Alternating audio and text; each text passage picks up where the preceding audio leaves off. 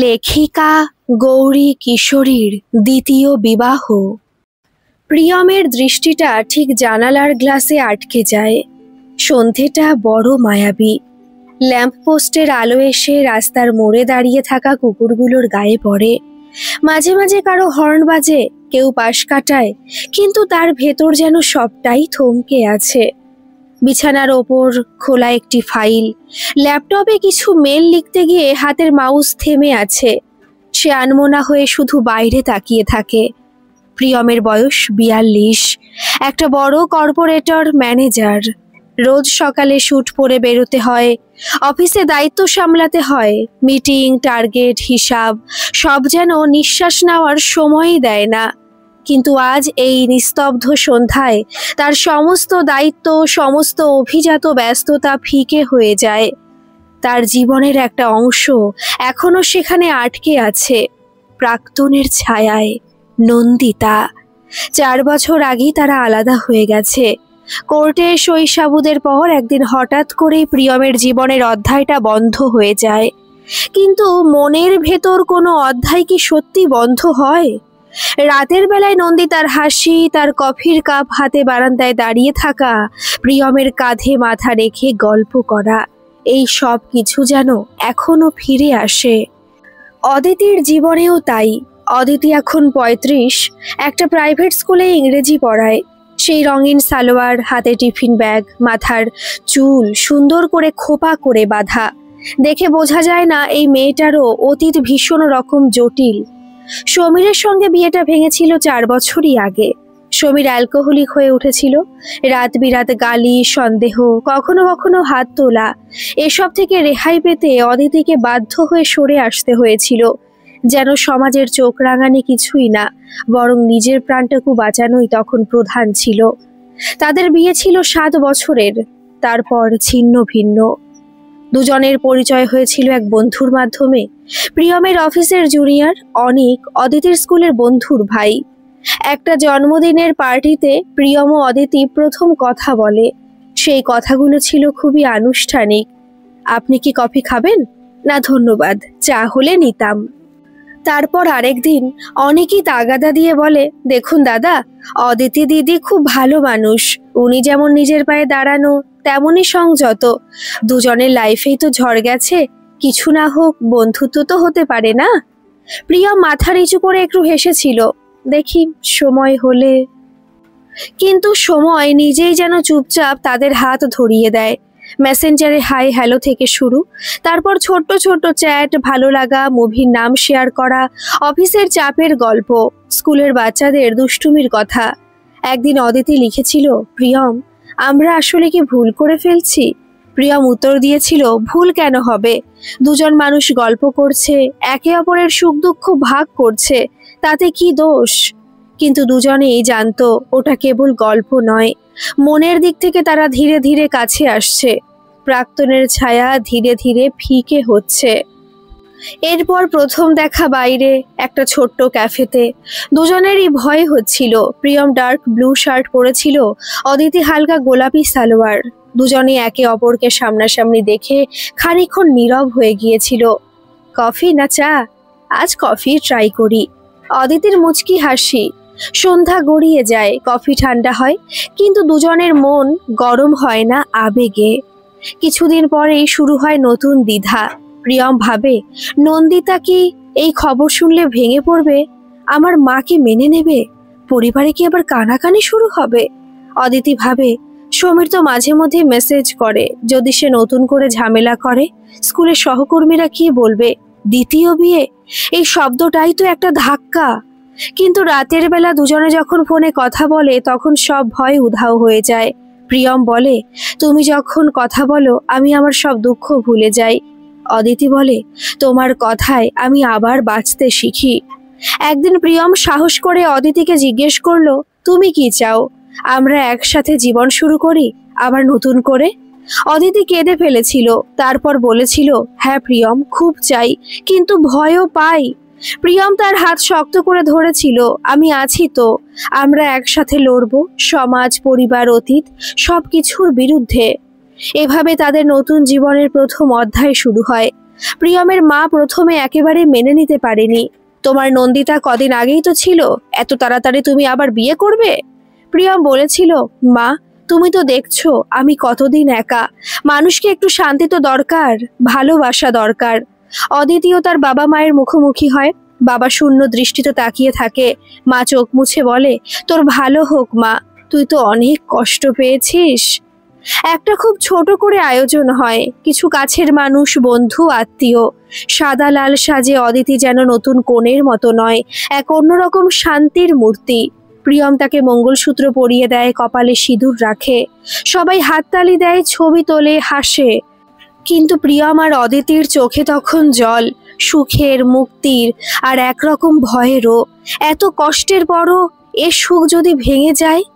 বিয়ের পর প্রথম রাতে দুজন বারান্দায় গিয়ে দাঁড়ায়। মহল্লার কুকুরগুলো ঘেউ ঘেউ করে, দূরের ফ্ল্যাটগুলোর জানালায় আলো জ্বলে।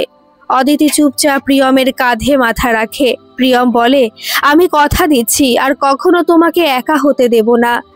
অদিতি ধীরে ধীরে চোখ বন্ধ করে। তোমার এই কথা আমার সমস্ত ভয় ভেঙে দেয় জানো। তারা দাঁড়িয়ে থাকে চাঁদের আলোয়, দুটো মানুষ, দুটো ভাঙা অতীত নিয়ে, এক নতুন ভবিষ্যতের দিকে মুখ করে। সকালে প্রিয়ম অফিসের জন্য তৈরি হচ্ছে। নীলটাই বাজতে বাজতে তার চোখ বারবার আলমারির কোণে রাখা এক বাক্সের দিকে চলে যায়। ওখানে নন্দিতার কিছু পুরনো শাড়ি, ছবি আর কিছু চিঠি রাখা। 3 বছর আগে আলাদা হয়ে যাওয়ার পরও প্রিয়ম ওগুলো ছুঁতে পারেনি। একবার ভেবেছিল ফেলে দেবে, কিন্তু পারেনি। মাঝে মধ্যে সে বাক্স খুলে দেখে নন্দিতার হাতের লেখা, প্রিয়ম তোমার চা খেতে বসলে আমার মনে হয় জীবন এত সুন্দর। তুমি থাকবে না তো আমি কার জন্য সকাল সাজাবো? প্রিয়ম চোখ বন্ধ করে চিঠিটা বুকের কাছে চেপে ধরে, তারপর আস্তে করে রাখে। এখন অদিতির জন্য তো সকাল সাজাতে হবে, কিন্তু মনটা খামচে ধরে কিছু স্মৃতি। অদিতি স্কুল থেকে ফিরে সালোয়ার ছেড়ে ঘরের জামা পরে। রান্নাঘর থেকে মুগ ডালের গন্ধ ভেসে আসে। সে হাতের মোবাইলটা টেবিলে ফেলে দেয়। ওর প্রাক্তন স্বামী সমীর আগের দিন রাতে হোয়াটসঅ্যাপ করেছিল, শুনেছি তুমি আবার বিয়ে করছো, এত তাড়াহুড়ো কিসের? তুমি কি ভেবেছো তোমার জন্য কেউ সারা জীবন অপেক্ষা করবে? সঙ্গে কিছু নোংরা ইমোজি। অদিতি এবার বিরক্তি নিয়ে সব মেসেজ ব্লক করে। তারপর নিজেকে আয়নায় দেখে, চোখের তলার কালি আগের মতো নেই, হাসিটা কিছুটা ফিরেছে। প্রিয়মের জন্যই তো। এক সন্ধ্যায় প্রিয়ম তার মাকে নিয়ে বসে। মা রেগে আছেন। তোর কি এত তাড়া ছিল? নন্দিতার সঙ্গে এতদিনের সম্পর্কটা এভাবে শেষ করে আবার নতুন মেয়ের জন্য এমন করে ছুটে চলেছিস?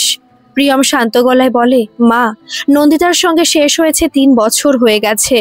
আমরা দুজনেই ভেঙে গিয়েছিলাম। তুমি জানো না কতবার চেষ্টা করেছি টিকিয়ে রাখতে। মা মুখ ফিরিয়ে রাখে। তবু নন্দিতা তোর জন্য রান্না করতো, তোর অফিস থেকে ফিরতে দেরি হলে দাঁড়িয়ে থাকতো দরজায়। নতুন মেয়েটা কি সেটা করবে? প্রিয়ম কিছু বলে না, শুধু জানে অদিতিও করবে, হয়তো আরো বেশি, একটু সময় লাগবে। একদিন স্কুলের সহপাঠিকা সুজাতা ফিসফিস করে বলে, তোর দ্বিতীয় বিয়ের খবর শুনলাম, তোর সাহস আছে রে, আমি হলে পারতাম না। অদিতি ম্লান হেসে বলে, সাহস নয়, দরকার ছিল, বাঁচার দরকার। সুজাতা কৌতূহল মেশানো গলায় ফিসফিসিয়ে জিজ্ঞেস করে, কিন্তু তোর নতুন স্বামী কি প্রাক্তন স্ত্রীকে ভুলে গেছে? মানুষ তো সহজে ভুলতে পারে না। অদিতির হঠাৎ মনে মনে গা ছমছম করে ওঠে। সে জানে প্রিয়মের অতীত একেবারে মুছে যায়নি, কিন্তু সে এটাও জানে প্রিয়ম তার পাশে থেকেছে সব শঙ্কা সত্ত্বেও। সে নিজের মনকে বলে, দ্বিতীয় সংসার গড়তে গেলে এই ভয়গুলোও তো পেরোতে হবে। পরদিন সকালে স্কুলে যাওয়ার আগে অদিতি শাড়ি পরতে পরতে আয়নায় নিজের দিকে তাকায়। তার কপালে লাল টিপ। সে নিজেকে বলে, আমি আর সেই দুর্বল অদিতি নই, আমি আবার নতুন করে শুরু করছি। তখনই চোখের সামনে স্পষ্টভাবে ভেসে ওঠে সেই রাতের দৃশ্য। সমীর তার হাত মুচড়ে ধরে বলছিল, তুমি কার সঙ্গে ফোনে কথা বলছো, কার জন্য হাসছো বলো? আর অদিতি কাঁদতে কাঁদতে বলছিল, আমি তো মিতুলির সঙ্গে কথা বলছিলাম, ওর বাচ্চা হয়েছে। তখন সমীর মদের গন্ধে ভেজা গলায় বলেছিল, মিথ্যে বলো না, তুমি আমায় ধোঁকা দিচ্ছ। তারপর ধাক্কা দিয়ে বিছানায় ফেলে দেয়। অদিতি সেই রাতের কথা মনে করে কেঁপে ওঠে। এখনো হাতের কবজিতে ব্যথা অনুভব করে যেন। প্রিয়মও নিজের গাড়ি চালাতে চালাতে হঠাৎ থমকে যায়। একদিন সন্ধ্যায় অফিস থেকে ফিরতে গিয়ে এমনই হলো। রেড লাইটে গাড়ি থামালো। পথের পাশে এক দম্পতি দাঁড়িয়ে আছে। মেয়েটি ছেলেটির কাঁধে মাথা রেখেছে, দুজনেই হাসছে। প্রিয়ম হঠাৎ ভাবে, নন্দিতা কি কখনো এমন করে আমার গায়ে মাথা রেখেছিল, নাকি আমার কেবল রেস্তোরাঁর মেনু, শপিং, গেস্ট লিস্ট নিয়ে ব্যস্ত ছিলাম? তারপর মনে পড়ে যায় প্রথম বিয়ের 6 মাস পরে নন্দিতা একটা পার্টিতে বলেছিল, প্রিয়ম, তুমি কি কখনো আমার দিকে ভালোবাসার চোখে দেখো, নাকি এই বিয়ে কেবল আমাদের পরিবারের জন্যই? প্রিয়ম তখন হেসেছিল, বলেছিল, আরো কি চাই, আমাদের সবকিছু আছে, বাড়ি, গাড়ি, টাকা, সমাজে সম্মান। কিন্তু নন্দিতা বলেছিল, তোমার মনটা তো নেই। সেদিন ওর কথার মানে প্রিয়ম বুঝতে পারেনি, কিন্তু আজ বুঝতে পারছে। অদিতির স্কুলে একদিন একটা খারাপ ঘটনা ঘটে। এক অভিভাবক এসে আলাদা করে প্রিন্সিপালকে বলে, ম্যাডাম, এই অদিতি ম্যাডাম শুনেছি আবার বিয়ে করেছেন, উনি ডিভোর্সি ছিলেন, আমাদের বাচ্চাদের উপর খারাপ প্রভাব পড়বে না তো? প্রিন্সিপাল বিব্রত হন, কাগজপত্রে চোখ রাখেন, অদিতিকে পরে ডেকে বলেন, অদিতি, তুমি ভালো শিক্ষিকা, তাতে কোনো সন্দেহ নেই, কিন্তু সমাজে তো আমরা আছি, তাই একটু সাবধানেই থেকো। অদিতি কাঁদতে কাঁদতে বাড়ি ফিরে আসে। রাতে প্রিয়মের গলা শোনার পর একটু শান্তি পায়। তুমি ভেবো না, আমরা একসাথে লড়বো, সমাজ তো কথা বলবেই, কারণ তারা আমাদের জীবন বাঁচায় না, কেবল আঙুল তোলে। একদিন রবিবার বিকেলে প্রিয়ম ও অদিতি পার্কে যায়। দুজনে একটা বেঞ্চে বসে। অদিতির মাথা প্রিয়মের কাঁধে। তুমি কি ভাবছো? প্রিয়ম বলে, আমি ভাবছি এই পথ ধরে আমরা একদিন হেঁটে যাব, আমাদের একটা ছোট মেয়ে থাকবে, সে ফুল তুলবে, আমাদের ডেকে দেখাবে, আমরা হাসবো। অদিতির চোখে জল চলে আসে। আমার খুব ইচ্ছে প্রিয়ম, আমাদের একটা শান্ত ঘর হবে, কোনো দুঃখ থাকবে না। প্রিয়ম ওর কপালে চুমু খায়, তোমার জন্য আমি সব করব। তারা যখন বাড়ি ফেরে, প্রিয়মের মা তখন সোফায় বসে আছেন, খুব গম্ভীর। তোমরা খুব ঘুরছো এখন, তাই না? আমাকে একা ফেলে রেখে। প্রিয়ম মায়ের হাত ধরে বলে, মা, তুমি আমাদের সাথেই তো থাকবে, অদিতিও তোমাকে মায়ের মতোই ভালোবাসবে। মা কাঁদতে কাঁদতে বলে, তুমি জানো না, নন্দিতা আমাকে কত সম্মান দিত, ও প্রায় বলতো, মা, তোমার জন্য এই শাড়ি কিনেছি, তুমি কি করে ওকে ভুলে গেলে? প্রিয়ম ধীরে মায়ের কাঁধে হাত রাখে। মা, নন্দিতা আর নেই আমাদের জীবনে, ওর নিজের নতুন জীবন নিয়ে এগিয়েছে, তুমি কি আমাদেরও এগোতে দেবে না? মা চুপ করে থাকেন, তার চোখে অভিমান, কিন্তু কোথাও যেন একটু রাগও। প্রিয়ম অফিস থেকে ফেরার সময় একদিন ফুল কিনে আনে, ছোট্ট লাল গোলাপের তোড়া। বাড়ি ঢুকতেই দেখে অদিতি রান্নাঘরে ব্যস্ত, তার চুলগুলো একটু এলোমেলো, গাল লাল হয়ে আছে চুলোর গরমে। প্রিয়ম চুপচাপ পেছন থেকে গিয়ে তার কাঁধে হাত রাখে। অদিতি চমকে পিছন ফিরে তাকায়, কি করছো? গরমে আমি পুরো ঘেমে গিয়েছি। প্রিয়ম তার হাতে ফুলের তোড়া দেয়। তুমি এভাবে রান্নাঘরে থাকো বলেই তো এই ঘর বেঁচে আছে, তোমার জন্য। অদিতির চোখ ভিজে আসে। তুমি জানো, এর আগে কোনোদিন কেউ আমাকে এমন করে বলেনি, সমীরের কাছে রান্না করা ছিল আমার দায়িত্ব, আর তোমার কাছে সেটা ভালোবাসা। প্রিয়ম হেসে ওর কপালে চুমু খায় আর বলে, তোমার জন্যই তো শিখছি কিভাবে ভালোবাসতে হয়। একদিন সকালে অদিতি বারান্দায় দোয়েল পাখির বাসা দেখে। দুটো ছানা মাথা বের করে ডাকছে, তার বুক কেমন যেন করে ওঠে। আমার যদি নিজের একটা সন্তান হতো, ওকে স্কুলে পৌঁছে দিতাম, ওর জন্য শাড়ির আঁচলে লুচি মুড়িয়ে রাখতাম। সে হঠাৎ খুব কষ্ট পায়, প্রিয়ম অফিসে চলে গিয়েছে। অদিতি মোবাইল তুলে মেসেজ করে, তোমার সাথে যদি একটা ছোট জীবন আসতো, জানো, তখন আমাদের সব দুঃখ মুছে যেত। প্রিয়ম উত্তর দেয়, একদিন সব হবে অদিতি, আমাদের সব স্বপ্ন পূরণ হবে। সন্ধ্যায় প্রিয়মের মা একটু বিরক্ত হয়ে বসে আছেন, তার মুখে অভিমান জমে আছে। অদিতি সাহস করে এগিয়ে যায়, মা, আমি চা বানিয়েছি, খেয়ে দেখুন কেমন হয়েছে। মা চা নেন, কিন্তু মুখ গোমড়া। তোর মতো করে আমার নন্দিতা কতবার চা বানিয়েছে, সেও এমন মিষ্টি করে ডাকতো, মা, আজ আপনার প্রিয় এলাচ দিয়ে বানালাম, তুই কি পারবি? অদিতির চোখ নেমে আসে, সে কিছু বলে না, কেবল ম্লান হাসি দিয়ে মায়ের সামনে বসে থাকে। হয়তো সময় লাগবে, হয়তো এই মা কখনোই আমাকে আপন করে নেবে না। এক রবিবার প্রিয়মের অফিস থেকে কলিগরা আসে, ছোট্ট গেট টুগেদার, সবাই খাচ্ছে হাসছে, কিন্তু প্রিয়মের এক সঙ্গী দেবাংশু চোখে মুখে বাঁকা হাসি নিয়ে বলে, প্রিয়ম দা, শুনলাম আপনার দ্বিতীয় ইনিংস চলছে। বাবা ম্যান, এখনকার মেয়েরা তো একদম অ্যাডজাস্টেড, কাঁদে না, আগেরটাকে ভুলে ঝটপট বিয়ে করে ফেলে, তাই না? তার পাশে বসা আরেকজন খিলখিল করে হেসে ওঠে, তাই তো, এখনকার দিনে তো ডিভোর্স হলো এক কাপ চা খাওয়ার মতো সহজ। প্রিয়ম গম্ভীর হয়ে যায়। অদিতি ভেতর থেকে মিষ্টি বানিয়ে নিয়ে এসে দাঁড়ায়, সেই কথাগুলো কানে যায়, তার মুখের হাসি ফিকে হয়ে যায়। প্রিয়ম কড়া গলায় বলে, দেবাংশু, এগুলো মজা নয়, কাউকে নিয়ে ঠাট্টা করার মতো নয়। সবাই তখন গলা নামিয়ে নেয়, কিন্তু অদিতি বুঝতে পারে সমাজের এই মন্দ কথাগুলো সহজে ছাড়বে না। রাতের বেলা অদিতি কাঁদছিল। প্রিয়ম পাশে শুয়ে ওর মাথায় হাত বোলায়। তুমি কাঁদছো কেন? ওদের কথায় কিছু যায় আসে? অদিতি ফিসফিসিয়ে বলে, কখনো মনে হয় আমাদের দ্বিতীয় সংসার আসলে ঠিক? তো তুমি কি কখনো ভাবো হয়তো আমি তোমার জীবনে জোর করে চলে এসেছি? প্রিয়ম ওর মুখ নিজের হাতের মধ্যে নিয়ে বলে, না অদিতি, তুমি আমার বাঁচার কারণ। আমাদের বিয়ে ভুল ছিল না, আমাদের একসাথে থাকা ভুল নয়। যারা কিছু বোঝে না তাদের কথা ভেবো না। অদিতি ওর বুকে মুখ লুকিয়ে বলে, তাহলে বলো, তুমি আর কখনো আমাকে ছেড়ে যাবে না? প্রিয়ম কপালে চুমু দিয়ে বলে, আমি তোমার হাতটা চিরকাল ধরে রাখবো।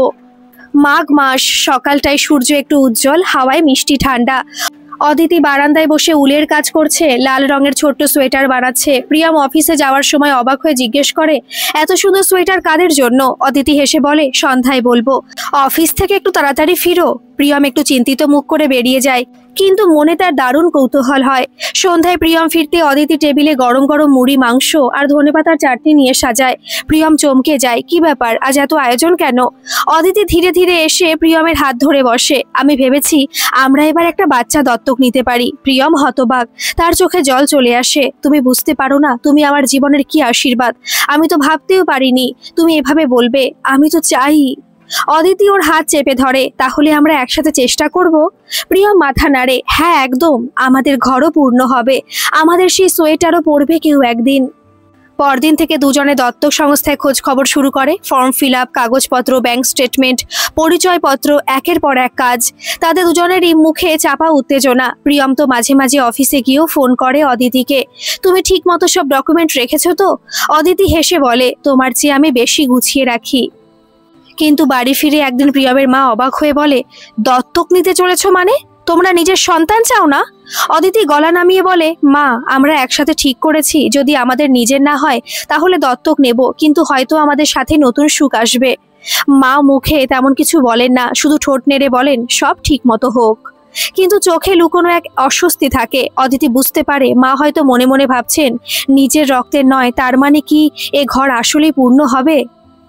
অদিতি আবার স্কুলে নতুন উদ্যমে পড়াতে শুরু করে। একদিন ক্লাসে গল্প বলছিল, একটা ছোট্ট গাছ ছিল, প্রথমে তার পাতা ছিল, ডালগুলো শুকনো ছিল, কিন্তু একদিন বৃষ্টি এলো আর সেই গাছ আবার সবুজ হয়ে উঠল। সামনের সারির মেয়ে কিশোরী শিউলি হেসে বলে, ম্যাডাম, গাছের মতো আপনিও তো আবার সবুজ হয়ে উঠছেন না? অদিতি অবাক, কেন বলো তো? শিউলির চোখ বড় বড় করে বলে, কারণ এখন আপনাকে খুব খুশি দেখায়। অদিতির বুক ভরে ওঠে। সে মনের মধ্যে প্রিয়মের মুখ কল্পনা করে, হ্যাঁ, তুমি আছো বলি আমি আবার সবুজ। একদিন সন্ধ্যায় প্রিয়ম অফিস থেকে ফিরতে দেরি হয়। অদিতি বারান্দায় দাঁড়িয়ে থেকে থেকে অপেক্ষা করে। মনে পড়ে যায় সেই সময়গুলো যখন সমীর মাঝরাতে মদের গন্ধ নিয়ে ফিরত আর কণ্ঠে থাকতো হুমকির সুর। প্রিয়ম দরজা খুলে ঢুকতে অদিতি দৌড়ে গিয়ে ওর হাত ধরে, তুমি দেরি করলে আমি খুব ভয় পেয়ে যাই। প্রিয়ম ওর চুলের গন্ধ শুকে বলে, আমার জন্য আর কখনো ভয় পাবে না, আমি যত দেরি হোক তোমার কাছে ঠিক ফিরে আসবো। রাতে তারা ছাদে গিয়ে দাঁড়ায়, আকাশে চাঁদ উঠেছে। অদিতি বলে, তুমি জানো, আমি এই ছাদে দাঁড়িয়ে অনেকদিন কেঁদেছি, যখন ভেবেছিলাম আর কেউ আমার হবে না। প্রিয়ম ওর হাত চেপে ধরে, আর এখন এখন এই চাঁদটাও আমার কাছে ছোট মনে হয়, কারণ তুমি আছো। প্রিয়ম হেসে ওর কপালে চুমু খায়, তোমার জন্যই তো আমারও জীবনটা নতুন হয়ে গেছে। একদিন সন্ধ্যায় প্রিয়ম আর অদিতি দত্তক সংস্থায় যায়। ওখানে ছোট্ট একটা অফিস, সাদা দেওয়ালে কিছু ফ্রেমে শিশুদের হাসি মুখের ছবি।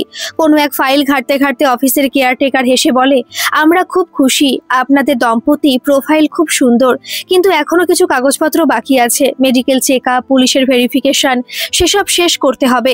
অদিতি ব্যাগ থেকে একের পর এক কাগজ বের করে রাখে। প্রিয়ম ওর দিকে তাকিয়ে মুগ্ধ হয়, এই মেয়েটা যেন আমার পুরো সংসারের চালিকা শক্তি হয়ে গেছে।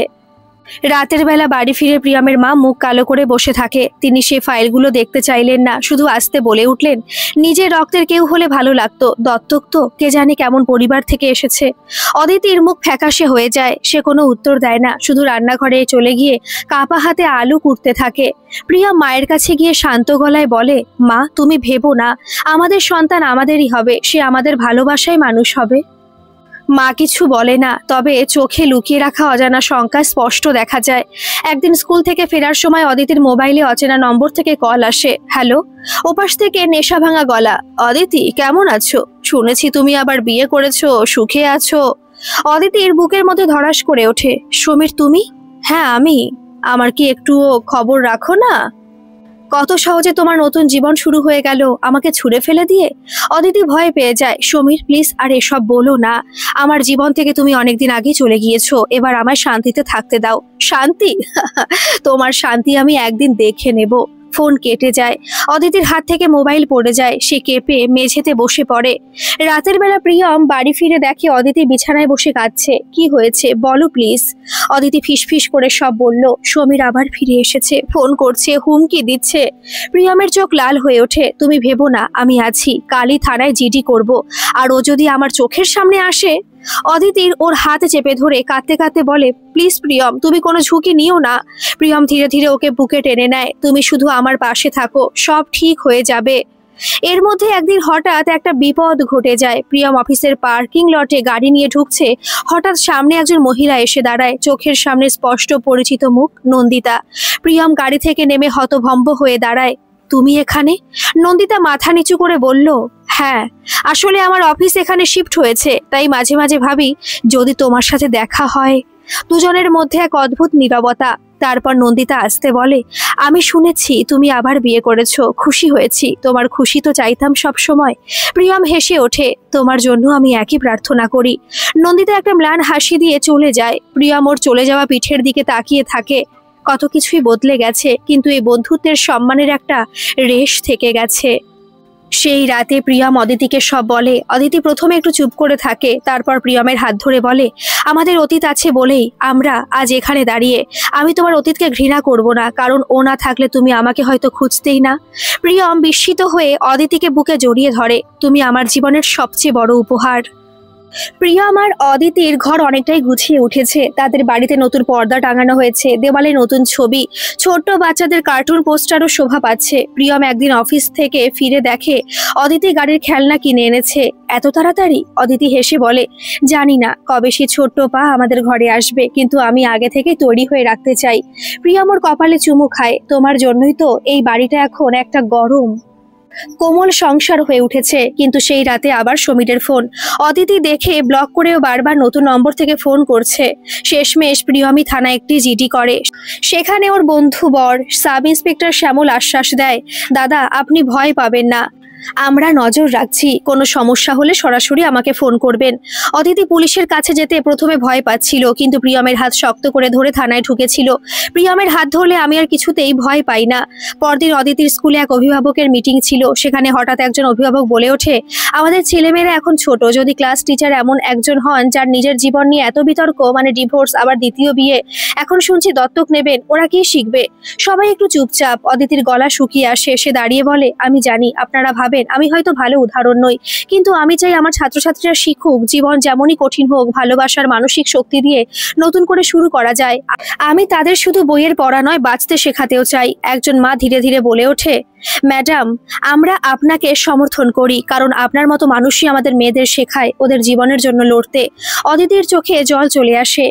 সে মাথা নিচু করে হাসে, আমার লড়াই বৃথা যাচ্ছে না। সেই সন্ধ্যায় প্রিয়ম যখন অদিতির মুখে স্কুলের ঘটনাটা শোনে, ওর চোখে গর্বের আলো জ্বলে ওঠে। তুমি আমার জন্য গর্বের, তুমি একাই 10 জনের শক্তি। অদিতি বলে, সব তোমার জন্যই তো, তুমি পাশে আছো বলেই। ওরা দুজন একে অপরের দিকে তাকিয়ে চুপ করে যায়, শুধু হাতটা শক্ত করে ধরে রাখে। একদিন প্রিয়মের মা চুপচাপ বসেছিলেন। অদিতি ওর জন্য দুপুরে লুচি আর আলুর দম করে নিয়ে যায়। মা খেয়ে দেখুন, আমি প্রথমবার এইভাবে বানালাম। প্রিয়মের মা ধীরে মুখ তুলে নেন। খেয়ে নিয়ে কিছু না বলে চুপচাপ বসে থাকেন। হঠাৎ ওর চোখ ভিজে যায়। আমি তো ভাবছিলাম তুই কখনো আমার নন্দিতার মতো হতে পারবি না, কিন্তু আজ দেখছি তোর হাতে রান্নায় ও মায়ের গন্ধ আছে। অদিতি ওর পাশে বসে হাত ধরে। প্রিয়মের মা সেই হাত চেপে ধরে রাখেন। সময় নিলেও সম্পর্কগুলো গলে যায়, শুধু ভালোবাসার জন্য। সেই দিনটা একেবারে সাধারণ ছিল না। সকাল থেকে অদিতি অদ্ভুত ব্যস্ত, বারবার কাগজপত্র মিলিয়ে নিচ্ছে। প্রিয়ম অফিস থেকে ছুটি নিয়েছে। দুপুর নাগাদ দত্ত সংস্থা থেকে ফোন আসে, মিস্টার প্রিয়ম আপনারা আসতে পারবেন, আমাদের কাছে একটা বাচ্চা এসেছে, প্রাথমিকভাবে আপনাদের ম্যাচিং খুবই সুন্দর। অদিতি ফোন রাখতে প্রিয়মের হাত ধরে বলে, প্রিয়ম এটা আমাদের সেই দিন, আমরা আজই ওকে প্রথম দেখব। প্রিয়ম ধীরে ধীরে বলল, চলো আমাদের স্বপ্নের দিকে হাঁটি। দত্তক সংস্থার সে ছোট্ট ঘর, মাঠে রোদ ঝিকমিক করছে। এক টেবিলের ওপারে কেয়ারটেকার হেসে বললেন, ও খুব শান্ত বাচ্চা, 3 বছরের, নাম আপাতত রিকু। আপনারা চাইলে পরে নতুন নাম দিতে পারেন। তারপর এক আয়া ছোট্ট ছেলেটিকে ধরে আনে, কালো প্যান্ট, হলুদ জামা, বড় বড় চোখে কৌতূহল। অদিতি ওর দিকে তাকিয়ে হা হয়ে যায়, হাতের তালু ঘামতে থাকে। ছেলেটা প্রথমে ভয় পেয়ে আয়ার পেছনে লুকায়, তারপর ধীরে ধীরে বেরিয়ে এসে অদিতির দিকে তাকায়। অদিতি হাঁটু গেড়ে বসে যায়। এসো, মার কাছে আসো। ছেলেটি একটু হকচকিয়ে তারপর এগিয়ে আসে। অদিতি ওকে কোলে তুলতেই কেমন যেন শিরশির করে ওঠে। এই তো, এই আমাদের ছেলে। প্রিয়ম ওর মাথায় হাত রাখে। ছেলেটা প্রথমে চমকে যায়, তারপর প্রিয়মের আঙুল ধরে ফেলে। প্রিয়ম ফিসফিসিয়ে বলে, তুমি জানো আমি তোমার জন্য কতদিন অপেক্ষা করেছি? কেয়ারটেকার কাগজপত্রে সাই নিতে নিতে হেসে বলেন, এখন থেকে ও আপনাদেরই ছেলে। অদিতির চোখ ভিজে যায়, ও প্রিয়মের কাঁধে মাথা রাখে। এতদিন পরে আমাদের ঘরও পূর্ণ হলো। বাড়ি ফেরার পথে প্রিয়ম গাড়ি চালাচ্ছে। পেছনের সিটে অদিতি ছেলেটিকে কোলে নিয়ে বসে। ছেলেটা কৌতূহলী চোখে জানালা দিয়ে বাইরের জগৎ দেখছে। হলুদ বাস, লাল ফুল, কাকের ডাক, সবকিছু যেন নতুন। অদিতি ওর চুলে হাত বুলিয়ে বলে, দেখো ওর চোখে কি মায়া। ও আমাদের ভালোবাসায় বড় হবে। ও কখনো বুঝবেও না কিভাবে ও আমাদের প্রাণ হয়ে উঠেছে। প্রিয়ম চোখের কোণ মুছে নিয়ে বলে, আমাদের গল্প আজ থেকে নতুন করে শুরু হলো। বাড়ি ঢুকতে প্রিয়মের মা আশ্চর্য হয়ে ছেলেটির দিকে তাকিয়ে থাকেন, মুখে কোনো কথা নেই। অদিতি ভয়ে ভয়ে ছেলেটিকে সামনে নিয়ে আসে। ছেলেটা ধীরে ধীরে ওর শাড়ির আঁচল ধরে ফেলে। প্রিয়মের মা ধীরে এসে দাঁড়ান, তারপর ছেলেটির গালে হাত বুলিয়ে বলেন, আমার নাতি না, ওর জন্য আমি কিরকম মিষ্টি বানাবো জানিস। অদিতি হাঁপ ছেড়ে বাঁচে। প্রিয়ম মায়ের কাঁধে হাত রাখে। আমাদের সংসার সত্যি পূর্ণ হলো। রাতে ছেলেটি ঘুমিয়ে পড়ে। অদিতি আর প্রিয়ম ওর ছোট্ট মুখের দিকে তাকিয়ে থাকে। ওদের দুজনের চোখে চোখ পড়ে যায়। প্রিয়ম আসতে বলে, তুমি জানো আজ আমি সব ভুলে গেছি। আমাদের অতীতের কোনো দুঃখ নেই। এই ছোট্ট মানুষটা আমাদের নতুন দিগন্ত। অদিতি চোখ ভিজিয়ে বলে, হ্যাঁ প্রিয়ম, আমাদের দ্বিতীয় সংসার এইভাবে সত্যি সুন্দর। ওরা দুজনে হাতে হাত ধরে নতুন স্বপ্নের দিকে তাকিয়ে থাকে। পরদিন সকাল, ছেলেটি উঠে হঠাৎ ঘর থেকে ঘর ঘুরে বেড়াচ্ছে। সবকিছু যেন ওর কাছে খেলনা। দেওয়ালে টাঙানো ফটো ফ্রেমে হাত দিচ্ছে, কুশনের ওপরে লাফাচ্ছে। অদিতি রান্নাঘর থেকে হাসতে হাসতে বলল, প্রিয়ম দেখো না, ও তো বাড়িটাকে একদম নিজের করে নিয়েছে। প্রিয়ম অফিসে যাওয়ার আগে ব্যাগ কাঁধে নিয়ে দাঁড়িয়ে দেখলো ছেলেটি তখন ওর পায়ে গিয়ে ধরলো। বাবা! প্রিয়ম থমকে গেল, ওর চোখে জল চলে এলো। বাবা! এ তো প্রথমবার বলল আমি বাবা হয়ে গেলাম। ও ছেলেটিকে কোলে তুলে নিল। হ্যাঁ, আমি তোমার বাবা, আর তোমার মা ওখানে। অদিতি রান্নাঘর থেকে বেরিয়ে এসে ছেলেটিকে আদর করলো। ছেলেটা ওর গলায় মুখ লুকিয়ে হাসলো। সন্ধ্যায় প্রিয়ম অফিস থেকে ফিরে দেখতে পেল অদিতি ছেলেটিকে নিয়ে বারান্দায় বসে গল্প করছে। তুমি জানো, মা ছোটবেলায় খুব দুষ্টু ছিল। গাছের চূড়োতে উঠে আম পেড়ে খেত। তুমিও একদিন আমাকে নিয়ে যাবে তো গাছে? ছেলেটা মাথা নেড়ে হাসলো। প্রিয়ম ওদের দেখে কিছুক্ষণ চুপ করে দাঁড়িয়ে রইল। আমি এ দৃশ্যের জন্যই বেঁচে আছি। তারপর এগিয়ে গিয়ে ছেলেটাকে কোলে নিল। আজ থেকে তোমার আর মায়ের জন্যই সব করব। অফিসে যত দেরি হোক, ফিরবো ঠিক তোমাদের কাছে। এক রবিবার ওরা পার্কে গেল। ছেলেটি দৌড়ে ঘাসের ওপর লাফাচ্ছে, হলুদ ফুল ছিঁড়ছে। কিছু ফুল ছিঁড়ে অদিতির হাতে দিল। অদিতি ছেলেটিকে জড়িয়ে বলল, আমার জীবনের সবচেয়ে সুন্দর উপহার তুমি। প্রিয়ম ছবি তুলছিল, হঠাৎ বলল, একটা গ্রুপ সেলফি হবে? আমাদের পরিবারের প্রথম পার্কের ছবি। ওরা তিনজন একসাথে দাঁড়িয়ে ছবি তুলল। ছেলেটির মুখে খুশির ঝিলিক। এই ছবিগুলো একদিন ওর বড় হয়ে দেখা লাগবে। ও যেন বোঝে আমরা ওকে কতটা ভালোবেসেছি। কিন্তু সমাজের চোখে সহজে সব মেনে নেওয়া যায় না। একদিন পাড়ার এক মহিলার মুখে শোনা গেল, দত্তক নিলেই হলো, নিজের রক্তের ছেলে মেয়ে হলে বুঝতো সংসারের মানে। এইসব দত্তক আবার কোনোদিন কিরকম হয়ে যায়। অদিতি শুনে খুব কষ্ট পেল, কিছু বলল না। শুধু রাতে প্রিয়মের বুকে মুখ লুকিয়ে বলল, মানুষের এত ছুতমার কেন? আমাদের মনের সন্তান কি কম কিছু? প্রিয়ম ওর কপালে হাত রাখলো। তুমি কষ্ট পাবে না, আমাদের সন্তান আমাদেরই। কে কি বলল তাতে কি যায় আসে।